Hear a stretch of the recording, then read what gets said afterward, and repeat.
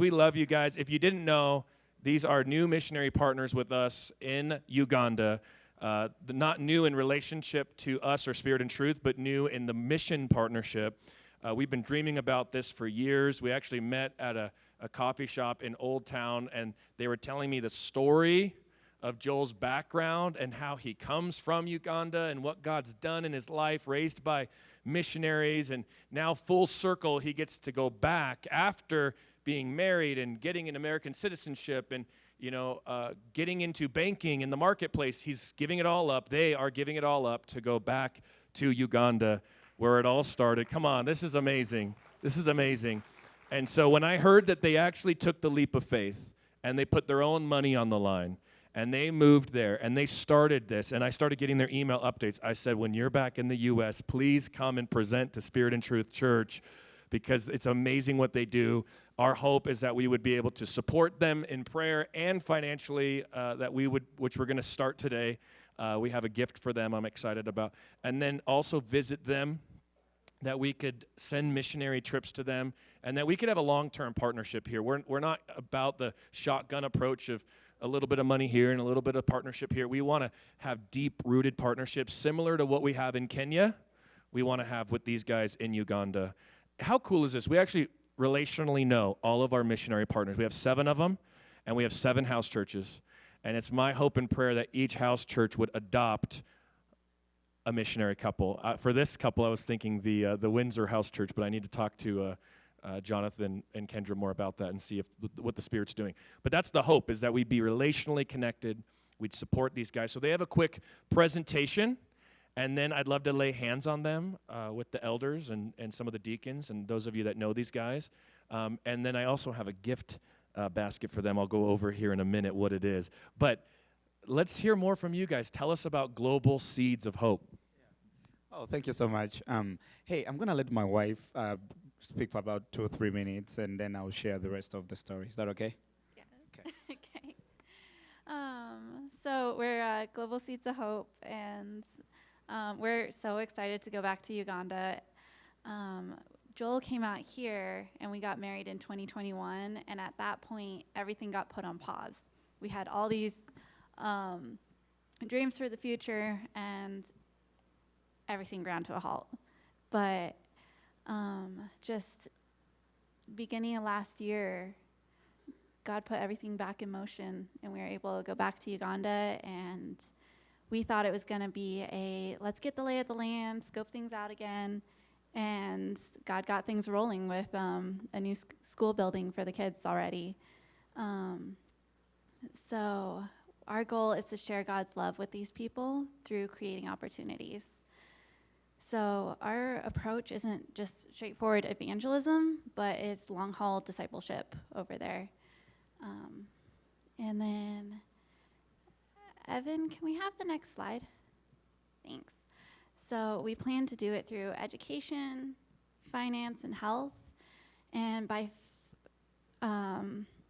education, there's going to be like a K-12 class that we're going to be doing. And then finance is not just money handouts, but vocational training and microfinancing. If they can come up with a good business plan, sell us on it, we'll help them get it started. And then health. There's a lot of teenage pregnancies in this village. And once we have a good model for this and it's well established, I don't know, maybe 10 years down the road or something, we'd love to replicate it throughout the nation and just not just transform a community, but a whole country. Thank you so much, Jen. Well, I love being at Spirit and Truth. For me here, this is more of a family. I look in the crowd and I see some people that I know. You've been there for us and with us from the times when I didn't have my green card back then and I didn't have a job and I was eating my feelings and venting. Rob had a lot of that, and Mike and everybody else. So being here is feels like being at home. Thank you so much for the opportunity. For me, you guys are not just any other church. You are family. From the loneliness of COVID to the thick and thin of unemployment to now ministry work. So thank you so much, Rob, and thanks so much, Spirit and Truth, for always accepting us as member of this family. So in Uganda is where I come from. We are building a school there, or we have already started. We are opening on March 10th with 200 children. Now, some of these children have never been on the inside of a classroom. And some of the children are 14, 15, 16, and they are so excited to learn about letter A and B, as excited as you can imagine. Some of the only school in this community is a Muslim school, where 70% of the education is teaching Arabic, and it's not real education. So we have an opportunity here to share the gospel, but also to help improve the quality of life of these people. In this community, by stats, about 85% Muslim. Now, there's a lot of cultural Islam, and there's radical Islam. And then there's a lot of cultural Christianity, and that is very common in Uganda. So we have an opportunity to go in there and share the word of God and share the love of Jesus with these people. But giving them an opportunity is not just helping them learn how to speak English, it's throwing them a lifeline. I wouldn't be able to speak with you today without education. I'll go over my story very quick in 2 minutes. I lost my father at 6. I lost my mom at 9. I grew up an orphan. I lived on the streets in a third world country for about 4 years. Some of you have been to Kenya. If you've been to Kenya, I don't know if they took you to Chibera slum. It's one of the biggest slums in East Africa. That is sort of a mirror as where I grew up, in a very difficult place. It took a good man to put me off those streets, bring me into his home, show me love and care, and give me a chance to go back to school and have an education. Education opened up my life. It gave me a lot of opportunities. If you look on that slide there, on this side is where I grew up. The guy in the red American shirt is my big brother. He's the guy who raised me. He's 2 years older than me. When I lost my dad and mom, my mama was 9, he was 11, and he became the man of the house, the one who raised us. And the picture in the middle is the Parliament of Uganda. And on the other side is the university where I went to school. When I made it to that place there, I was able to find opportunities to work in government. I did communication for the Speaker of Parliament for a couple of years. That's how I paid my way through college. And one thing led to one another. My world opened up. I traveled. I ended up in America. Jennfier happened. So without education, I wouldn't be here. I wouldn't be able to understand or even communicate with you. And for us having the opportunity to go back and give so many other children a chance to have just the same opportunity is incredible. You know, to give you context, when we showed up in July last year, we didn't expect the type of reception we got. You know, we had not done anything there in years, so we didn't know what to expect. But we show up there, and the entire community is excited to have us. And these are Muslim people. And when I talk about people who showed up, we had about 250 adults that showed up on that information day with about 500 children. Yeah. And that should not even shock you, because on the last day of us being there, on December 14th, we had like a Christmas party for the community, and we had about 700 children show up. We didn't count them, but we could only estimate it was so many people. And this is a very Muslim community. It's an estimate of about 85% Muslim. And we were very clear with them. We are Christians. If your kids come to us, they will hear about Jesus. If you don't want your kids to hear about Jesus, don't send them. And when we had our Saturday events where we'd get the kids together and do Bible story, games, alphabet letter of the week, and 400 kids would show up. Yeah, so it's incredible. The potential is huge. Uganda or Africa has a lot of challenges. I'm sure you've heard about them, read about them. There's so much that is documented. Now, we have a choice. We can choose to just look at it and feel sorry for them, or we can just step in the deep end and try to create any small change that we can. So through education, through Thrive Academy, we'll be able to do just that. Now, that is not the recent picture of our construction. It's far past that level. But because I'm not there and no one in this community knows how to use technology, I don't have updated pictures. But as of now, we have almost finished construction of a 5-classroom building. Now, I told you we are starting with 200 children. It's not because we don't want the rest of the 500 children to come to school, it's we just don't have enough space for them, and we don't have enough teachers for them. We are going to be doing 2 classes for starters. One is a morning class. They shop in the morning, have some snack, go to classroom, have lunch, go home. Another group comes in, have lunch, get educated, and then go home. That's how we are planning to roll out. And as we grow, we will be able to bring in more people. I would like to say we are going to be moving in on the speed of generosity. I learned that from my wife. I don't know where she had it from. So we will be doing things in the speed of generosity. We can only do so much with what we have right now. If you pull up the next slide, so we have a couple opportunities here. I want to show you a couple opportunities that you have. Now, you have an opportunity to pray for us. You have an opportunity to support us financially. Of course, doing this kind of work, there's so much that needs to be done. We have teachers to pay. We have children to feed.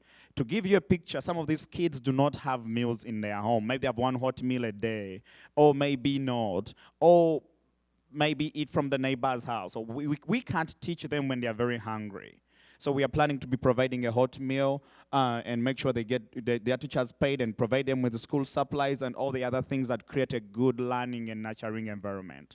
We have a child sponsorship program. This is one I wanted you guys to sort of think about and pray about.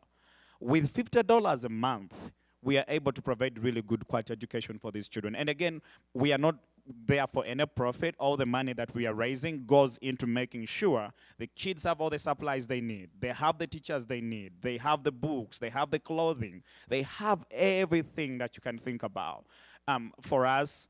And then, so we have a chance for you to do that. You could do it individually. You can come in with a friend. You know, so it's a tough economy. If you can't find $50, you can join with a friend and do 25 each. We can arrange that for you. So this is really incredible. If we have every child connected to a sponsor, we can have as many children as we can in those schools. It also frees up all the other resources we are raising and receiving from other channels for us to do more development and put up more classrooms and hire more teachers. So if we can get this really going, this would make our work way more easier. If you pull up the next slide, these are our teachers. We've recruited some teachers. We have David over there. Agnes, the girl over there, is my stepsister. She's the youngest of my siblings. Jacob, Jemima, there's Harriet here, and Miriam. Of course, my wife is going to be the principal, and I'll be working with her on that. We do have another young lady that is coming from Texas. Her name is Mary. Her picture is not on here, who was committed to be in Uganda with us for a full year to teach with us. And then we also have a couple other people who have expressed interest to come and see us in the summer to see if this is something God is calling them to do. I am saying all this to say you are also very welcome. If you feel like you really want to come and jump in with us and do things with us, you are very welcome.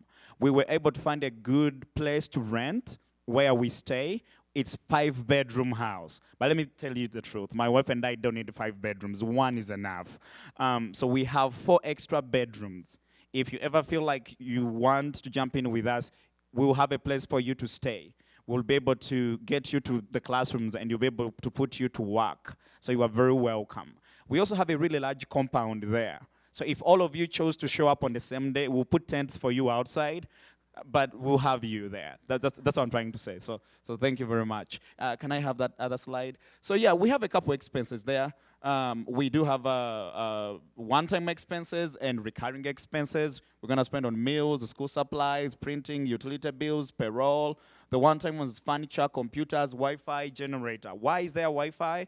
We want to be able to use the internet to connect these children to the global world, but also for people who cannot come over there. If you are here and there's a skill you have and something you can teach, but you cannot come over there, we want to be able to zoom in and have you interact with those children there or with the people there. So we do have a budget. I will leave that with Pastor. It's a lot of details. You guys can look at it if you pray for it. The reason I'm leaving it behind is so because you guys can pray for it. If you feel led, you can do something about it. Or if you know someone who can do something about it, you are very welcome to do that. Can I have the last slide? So here are the few ways, pray for us, give, connect with us. There are so many things that we can do together and accomplish together. Now, let me tell you something. Education, Uganda, where I come from, if you don't have an education, it's over. Education is a lifeline over there. Girls there, by the time they turn 12, 13, they're already becoming teenage mothers.